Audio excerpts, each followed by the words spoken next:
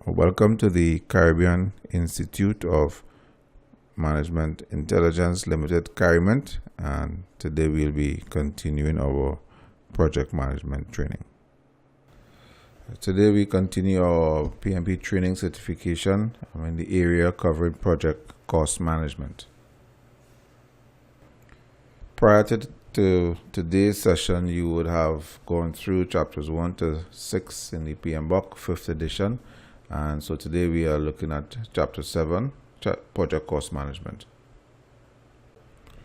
There are 4 processes in this knowledge area: plan cost management, estimate costs, determine budget, and control costs. So we would be paying attention to these 4 areas.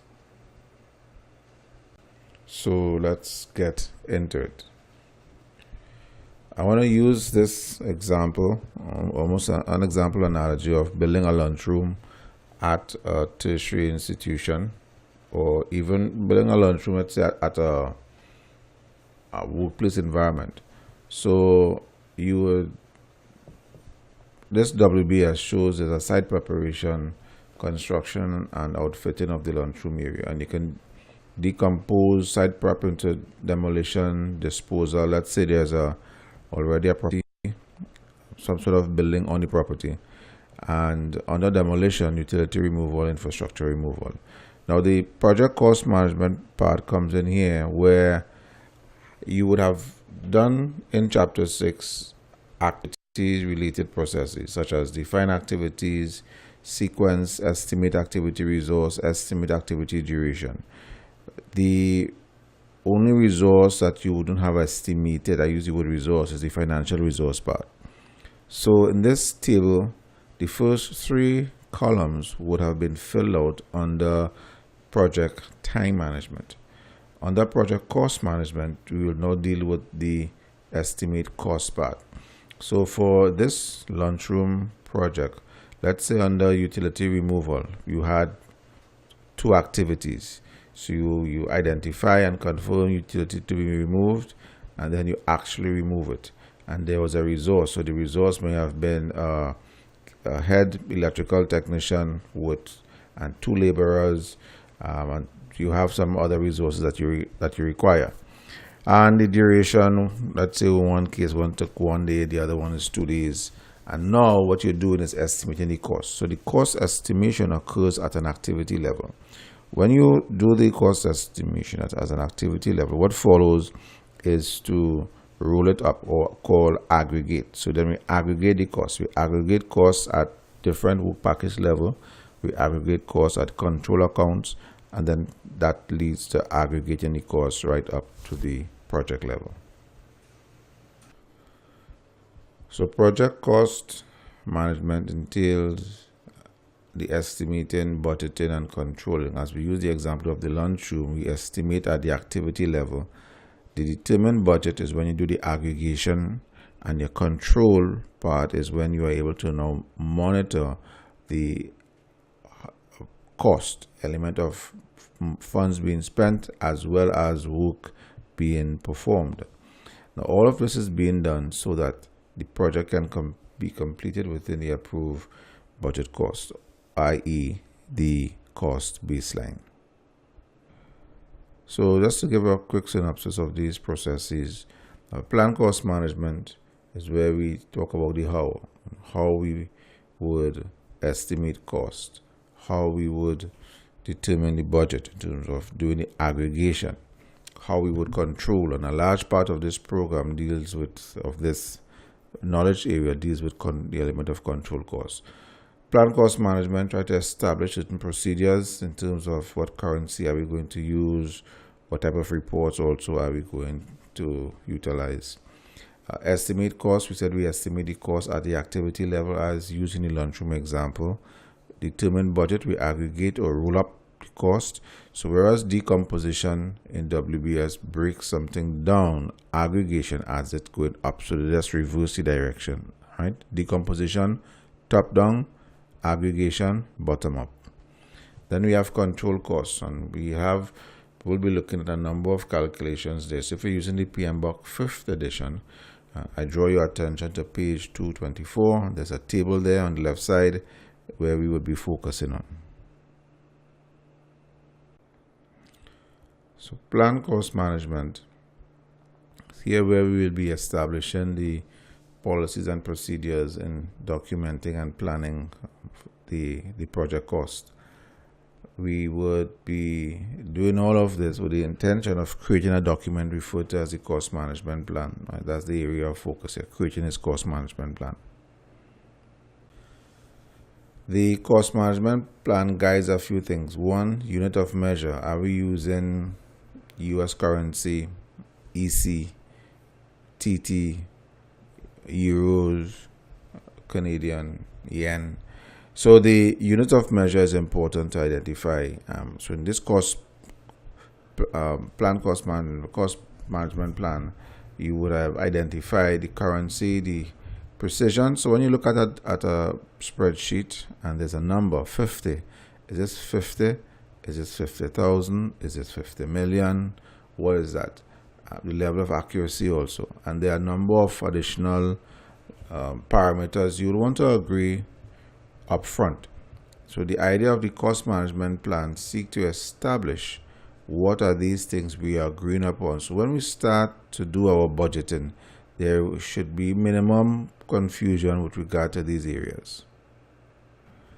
So a quick quiz: the cost management plan can establish all of the following except what? Well, let's see now. You have units of measure. We say probably yes. Unit of measure. Are we using dollars? Are we using yen? So fine, it establishes unit of measure.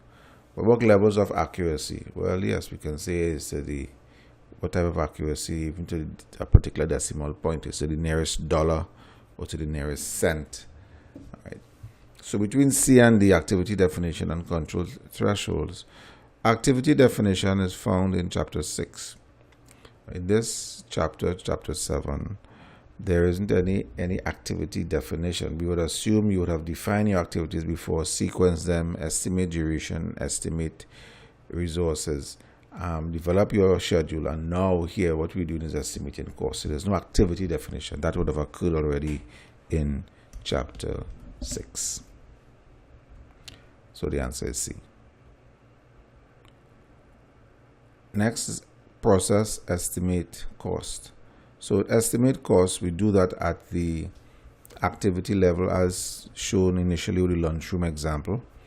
And here we have a shopping list of tools and techniques. Now I draw to your attention that these tools and techniques identified here are very much similar to the tools and techniques used in estimate activity duration.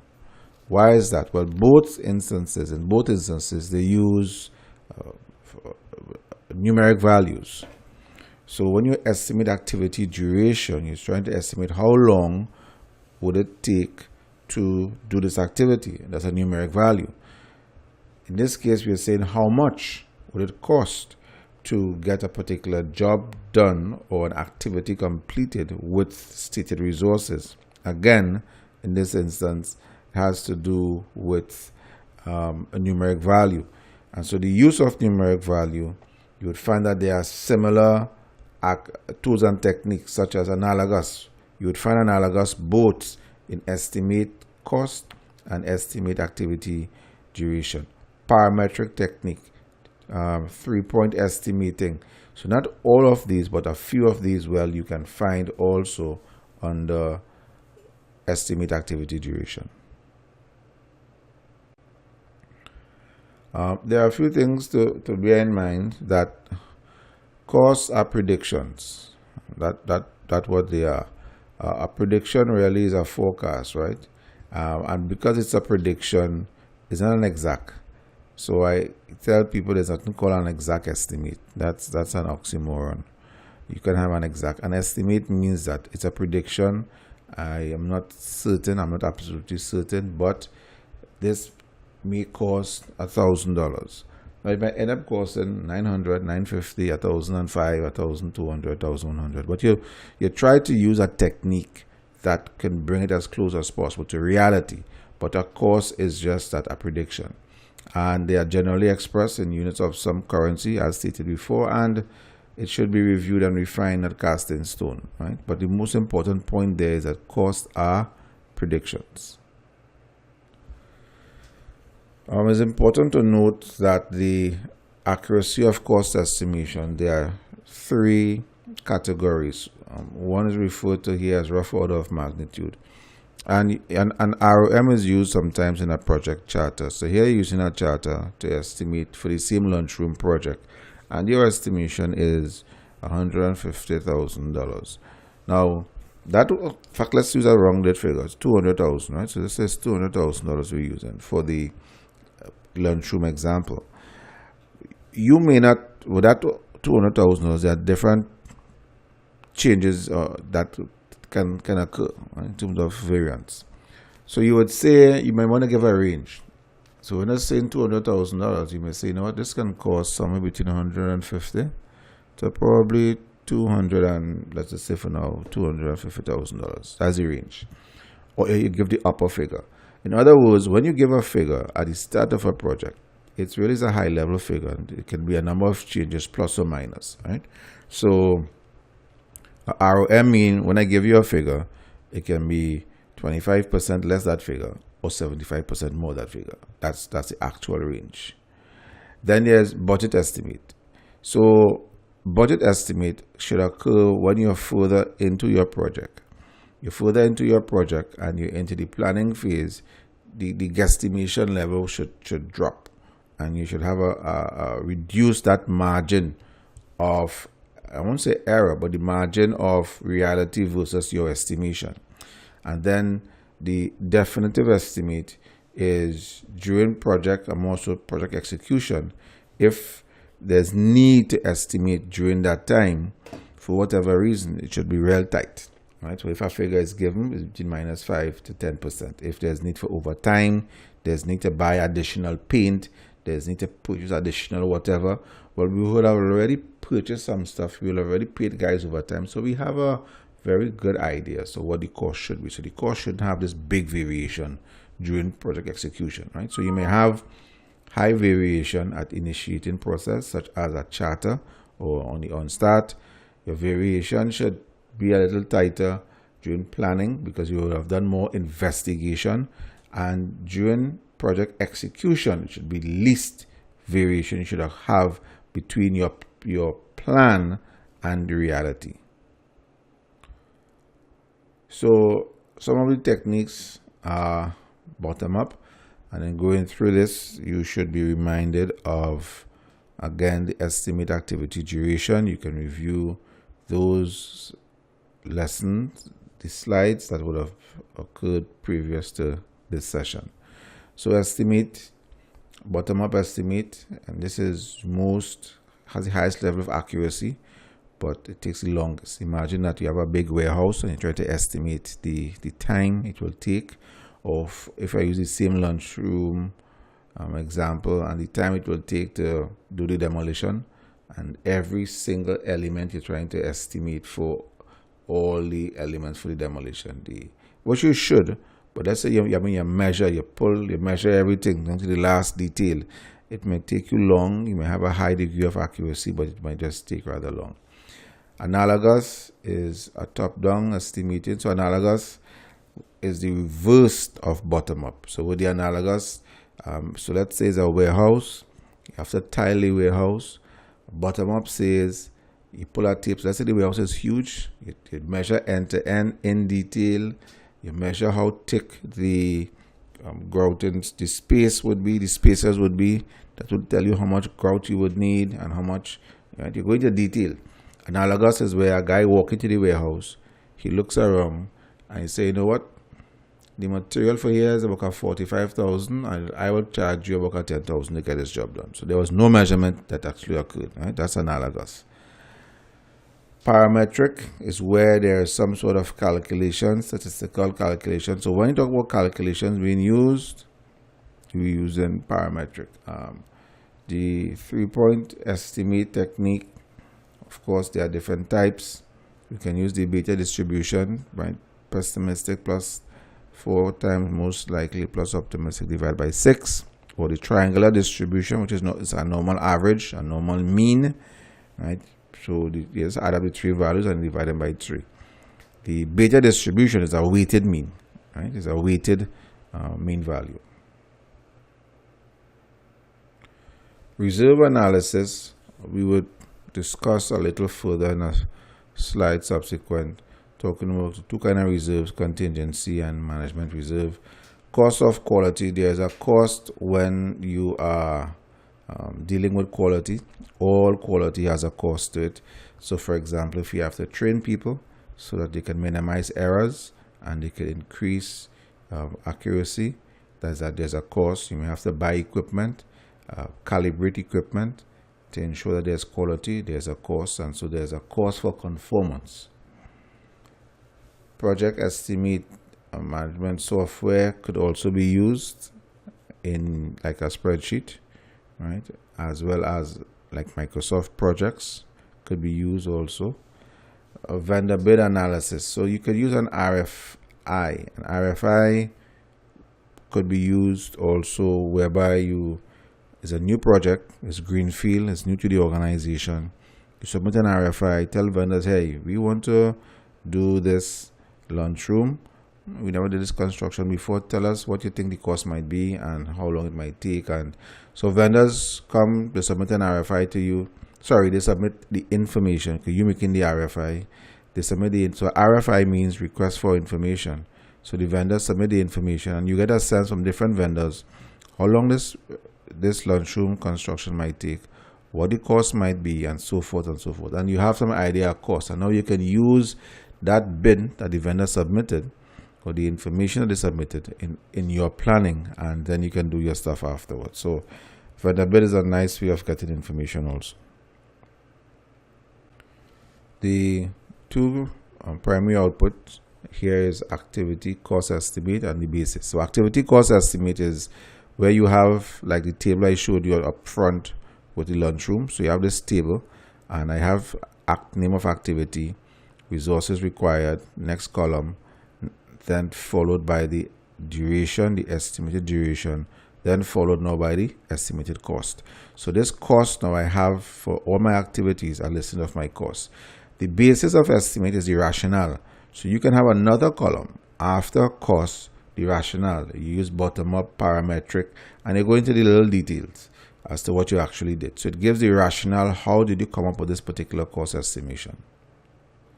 All right, question: which estimating technique is generally less costly than other estimating techniques, but also generally less accurate? Well, we know parametric is using calculation, so there's some degree of accuracy with that. Right? Bottom up is most accurate because it goes into detail and it takes long. So it is, and because it takes long, you could find it could be costly. So A would not be an answer, and D will not be an answer. Resource rate estimating, I don't know what that is. I don't know if that even is a valid estimating technique. What we can say is that analogous estimating is one in which it gives an approximation. I mean, they're all approximation, but really is least accurate. It's almost like guesswork. Guesswork sounds kind of harsh, but analogous means an expert who would have done this umpteen times uses his or her history and experience and then make a decision, right? So in that sense it will be analogous. Another question: you are managing a project for a company that has previously done 3 projects that were similar to it. You consult with the cost baselines, lessons learned, and project managers from those projects and use that information to come up with your cost estimate. Right? What technique are you using? Now, even though you use some calculation, a person might be quick to say, that is parametric estimating. But parametric estimating means that you're using calculations primarily. In this case here, you're consulting with the cost baseline, you check out some project managers, you use information it had before, and then you call a shot on it, right? And so in that sense, it is also called analogous, because you're using history. You're using the experience of history in making a decision. So determine budget is our third process. And in this determine budget, what we do, we aggregate the estimation that we have now at the activity level up to the work package, up to the control accounts, up to the baseline.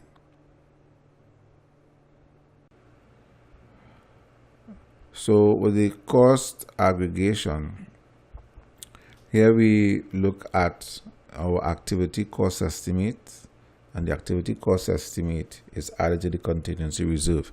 Contingency reserve is referred to as known unknowns, and by known unknowns, what we mean here is there are things that you know can go wrong, but you don't know if it will go wrong.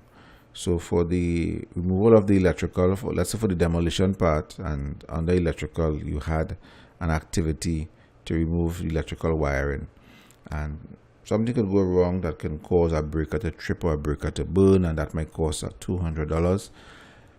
So you factor in, there's the cost for the activity, and there's a cost dealing with the element of risk. And that risk cost, we factor it in there one time, right?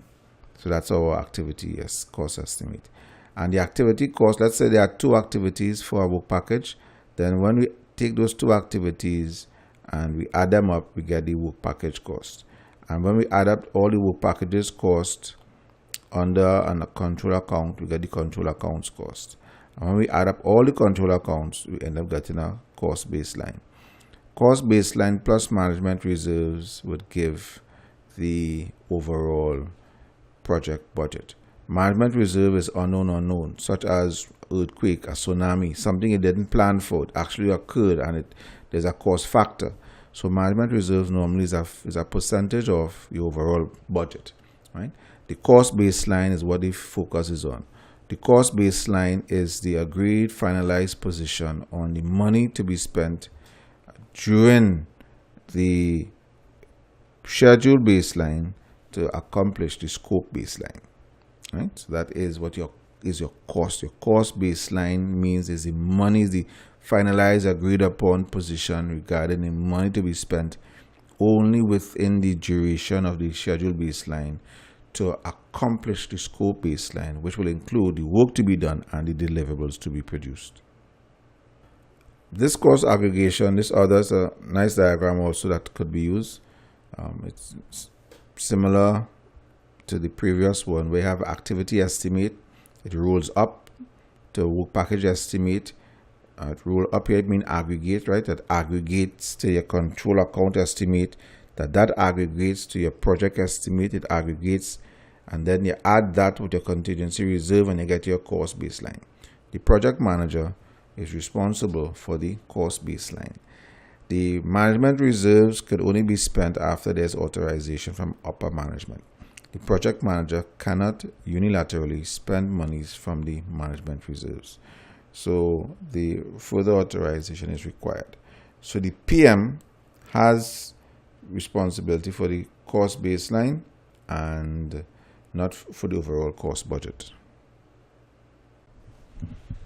So we would have looked at the 2 types of reserves, contingency and management reserves.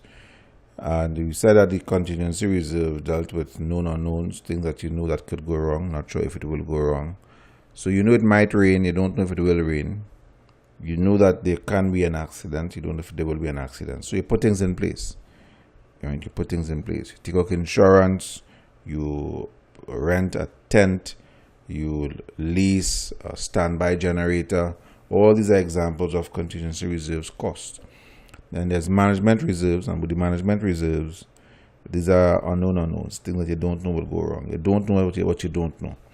And these are, because they are so out of the box, what you may do is simply have a percentage of the overall budget in the event of earthquake, disaster, or something that you have totally would have missed and not catered for from a normal risk perspective. So the primary output here is the cost baseline, and the cost baseline is the approved version of the time phase project budget. I give my own definition by saying it is the finalized agreed position on the money to be spent, on the work to be done, and deliverables to produce during the agreed schedule or duration. The example shown below also is an S-curve. The S-curve shows how costing should be executed. At the start of the project, going into planning, there's little costs or cumulative costs that should occur.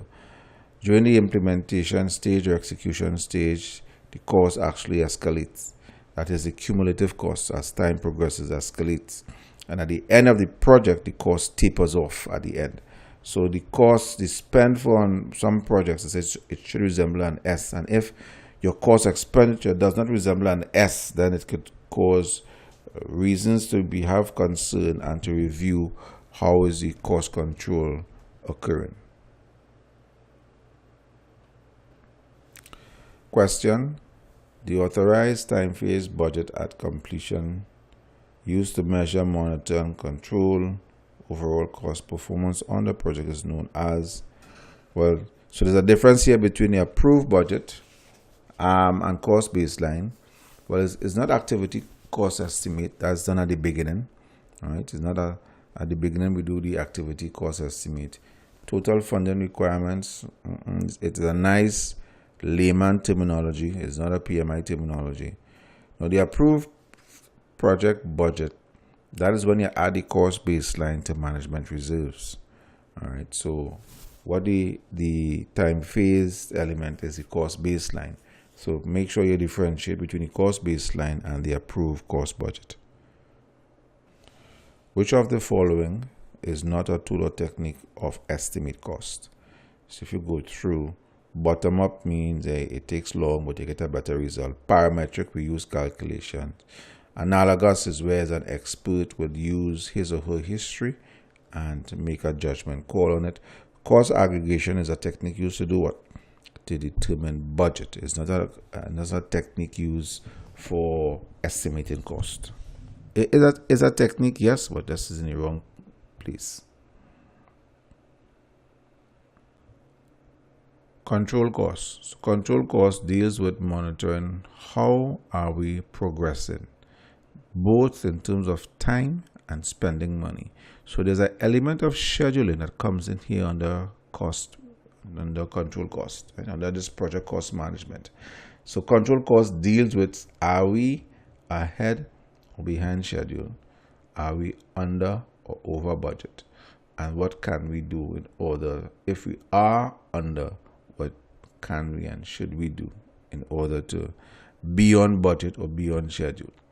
And so this is the area of focus here for control costs. We'll be looking at earned value management is one of the primary technique that is used. There are about 13 variables you will find on page 224 in the PMBok 5th edition that would speak to EVM, which will include elements of forecasting such as EAC, estimate at completion, and also TCPI, to complete performance index. And so we'll be looking at a number of these formula or variables in order to accomplish this part of the course. So your cost baseline and cost management plan are two primary inputs for this phase. So the baseline will tell me this is the money we have, and not just allocated, but we estimate or we have calculated that is required for the project, and the cost management plan would guide as to how we had planned to deal with controlling cost.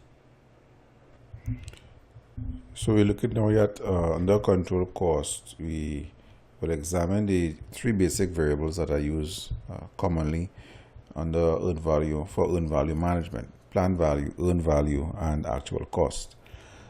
Planned value and earned value pertains to work being done, and what you're doing with the work, you're seeking to monetize that work. So for example, if we are go into, and we'll see an example shortly of building a wall or perimeter fence, and we say, for example, on the it's 4 sides, and on day 2 you're supposed to have 2 walls completed. Then if you, that 2 may represent 50%. 50%. Now if there's a cost, and let's say for the 4 walls is $4,000, then if we monetize it, we'll say that is $2,000 value of work. So what planned value and earned value is you're looking at the work itself in terms of the percentage completion or percentage plan, and you're giving it a dollar value. Actual cost refers to the money you would pay, and you would actually pay out of pocket. So we'll look and see at a few examples of these. So let's look at an example here. So we have a work package WP2 has 4 stages, and each stage will take 1 week to complete, with $500 estimated cost per stage. End of week 2, we have end of second week, 3 stages were completed. What is PV and what is EV? So what is the value plan and the value earned? Well, the value plan on the second week is equal to the total value of planned work. So remember, we said that planned value, you talk about the work to be completed first, and then you put the monetary part on it. So here, total value of planned work to be completed in the second week is equal to 500 times 2, right? Because we're looking at here, it's supposed to be 2 stages. So it's 2 stages, and in a monetary term, multiplied by $500 will give me $1,000. But the value earned, they said that on that same third week, there were 3 stages completed. So that's the work completed was 3 stages. I multiply the work by a value, 500, and you have $1,500. So when you think of the value earned, so if I go on the job site, what will I see? I will see 3 stages completed, and if I have to put that in a monetary term, I would indicate that that is $1,500.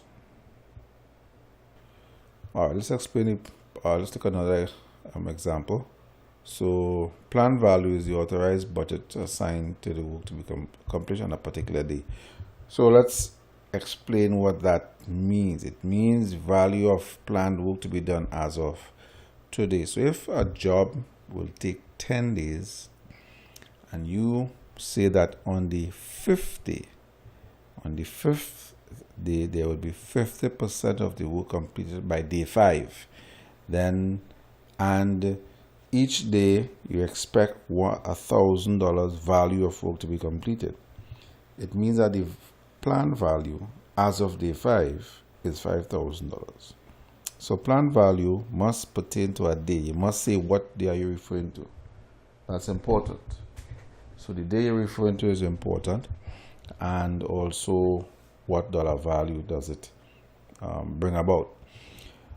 So assume work package 1 has 4 stages, and each stage will take 1 week to complete, with $500 estimated per stage. Then what is PV on the 3rd week? Well, total number of planned work to be completed on the 3rd week is equal to $500 multiplied by 3, right? And there we have $1,500. At the end of the project, planned value at the end of the project is referred to as BAC, or said differently, the approved budget or the cost baseline, we call that BAC, budget at completion. So let's explain actual cost. Actual cost is money spent.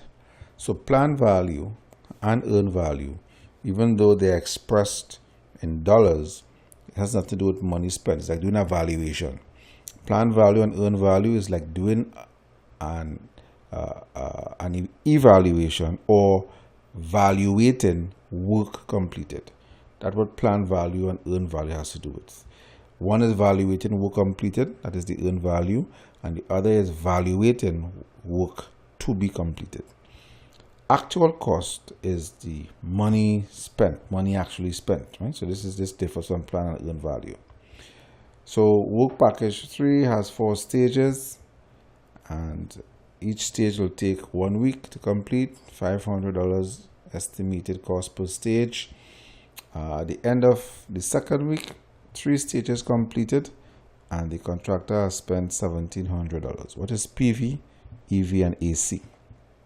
All right, so in this example, the planned value is on the second week. How much work is planned for week 2? Well, 2 stages, because we said it's 1 stage per week. That's the plan. So on the second week, we plan 2 stages, and in monetary terms, it's $500 per week. So 500 by 2, the planned value, and at the second week is equal to $1,000. What is the earned value in this scenario? Well, according to this scenario, on the second week, there were 3 stages completed. So if I had to value the work or do a valuation on the work, I will see $1,500 of work completed. So from a schedule perspective, we see that this project is ahead of schedule, right? It is ahead of schedule because the value earned is more than the value planned at a given point in time. And then the actual cost. The actual cost here is given as $1,700. Now, if we compare the actual cost against value earned, we actually would have paid more, because the actual cost is $1,700, the value earned is $1,500. It means that this project is over budget. Why is it over budget? We paid more than we actually received, because the value that has been earned is $1,500, but the money spent is $1,700. So we have paid more money for something that, well, of course, is valued less in this particular instance. So the forecasting is one of the tools and techniques, and we will see for EAC, that is EAC estimated completion is a second cost baseline. The first budgetary figure that you calculate for a project, that you calculate, and not that you just give a number, that you calculate or determine, is your cost baseline. That cost baseline, we call that your BAC, budget at completion. Subsequently or thereafter, there may be reasons to make adjustment to this cost baseline, to increase it or decrease it, depending on availability of funds and different other reasons. Any subsequent change to your BAC, we call that new budget EAC, estimate at completion. And your estimate at completion, we will see there are 4 methods of calculating your EAC. Right? And again, I draw your attention to page 224 in the PMBok. So according to this slide you're seeing here, EAC forecast for ETC work performed at a budgeted rate, and I'll explain these details shortly. Alright, so let's look at the ways of calculating EAC. 1, and they are all based on assumptions. Here we are assuming that the cumulative CPI adequately reflects past performance. So what do we mean by that? Now, we wouldn't have as yet touched on what is meant by CPI, SPI, and stuff. I put that into an exercise in a separate video. At length I will explain that, but just suffice it to explain the EAC. So EAC is our revised budget.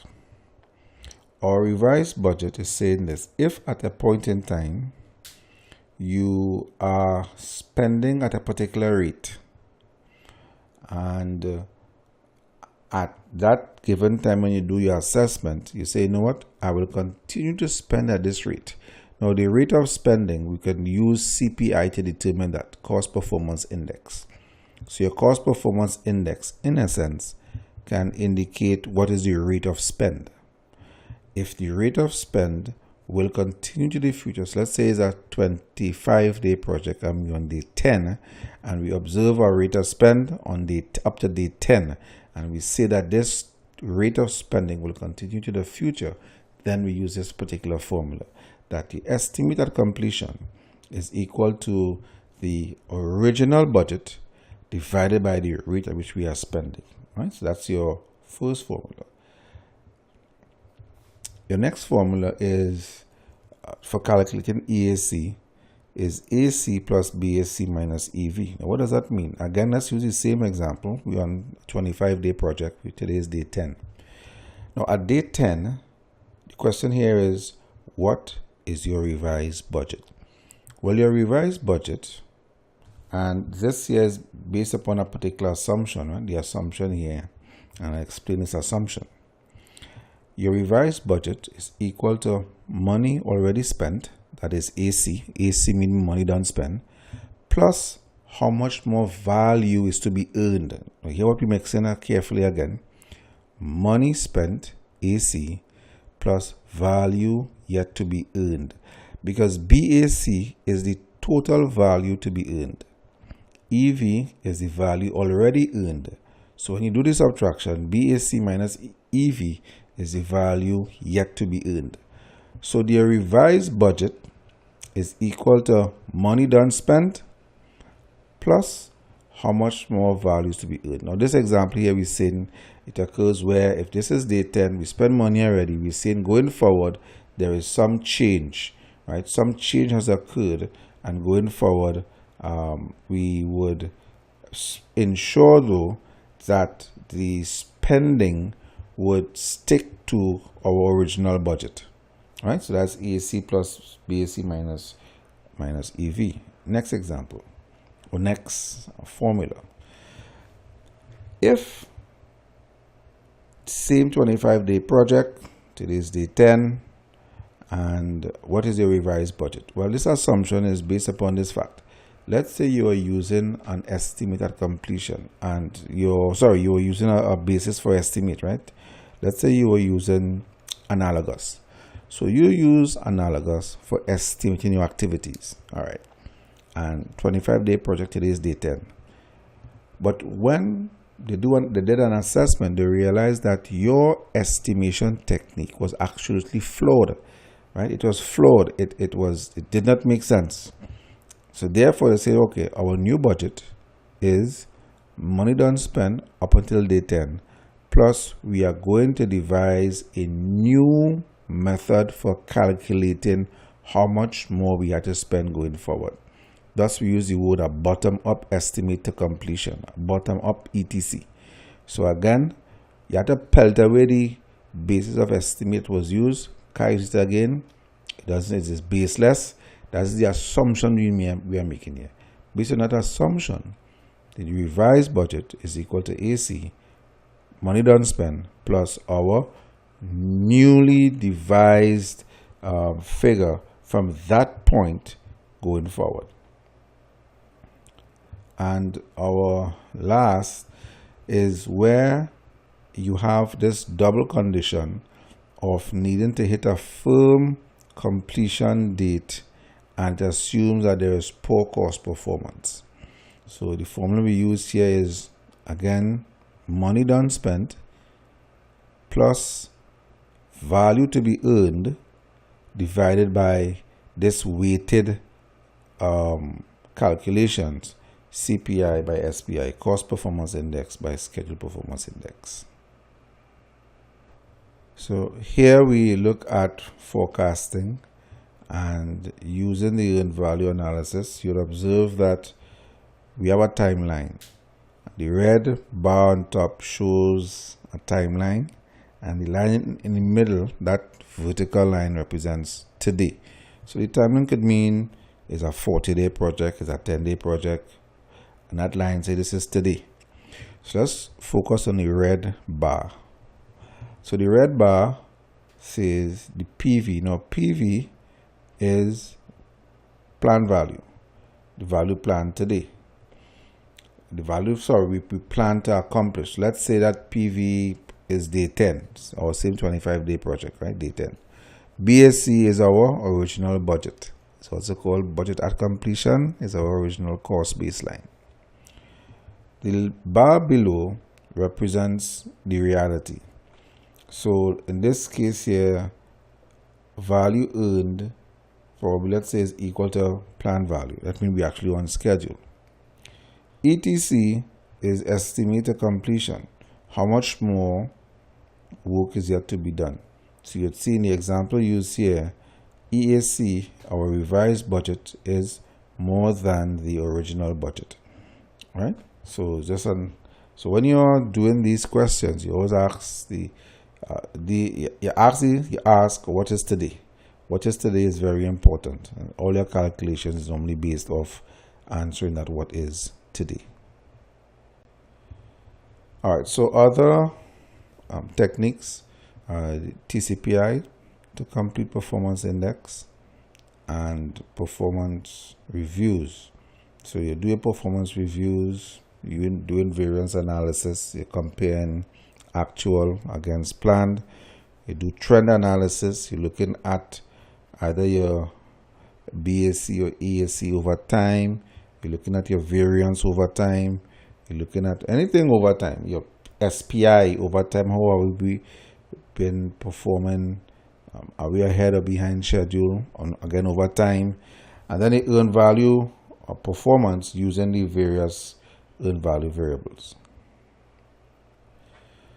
Okay, so this question is taken from Rita's text, and I would provide a solution for this question in a subsequent video.